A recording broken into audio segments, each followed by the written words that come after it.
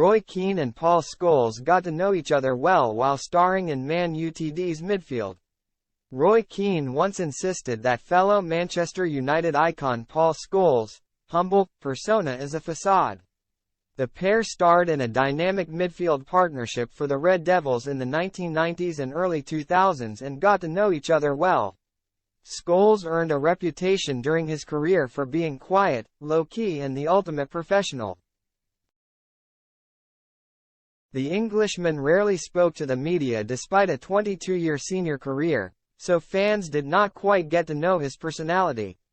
Writing in his autobiography, The Second Half, Keane briefly opened up on Scholes the player and Scholes the person. The excerpt provides an interesting view into the life of the former England midfielder, and perhaps the relationship between the duo. Keane writes that Scholes' dead humble, public image is not a true reflection of the man himself. The Irishman believes his former midfield partner has more of an edge than he is given credit for. Scholes was a top player, but I still don't fall for the boy next door image, Keane writes dismissively in the book. Or that he's dead humble. He has more of an edge to him. Everyone thinks he lives in a council flat. Of course, fans now see more of Scholes due to his media work with BT Sport.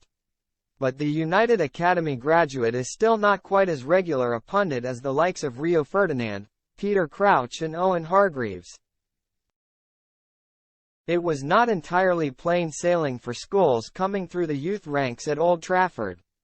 Sir Alex Ferguson wrote in his own autobiography that he twice completely wrote off his chances of making it as a professional footballer, with the last example coming as late as Scholes' time in the youth team. I will always remember Paul Scholes' first day at our club, legendary former manager Ferguson begins. He came in with a little guy called Paul O'Keefe. His father, Eamon, had played at Everton. They were standing behind Brian Kidd, who had told me he was bringing in two lads he liked the look of. They were 13. Where are these two young kids? I asked Brian. They were so small they were invisible behind Brian's frame. They were about 4 feet 8 inches tall. I looked at this tiny pair and thought, how are these two going to become footballers?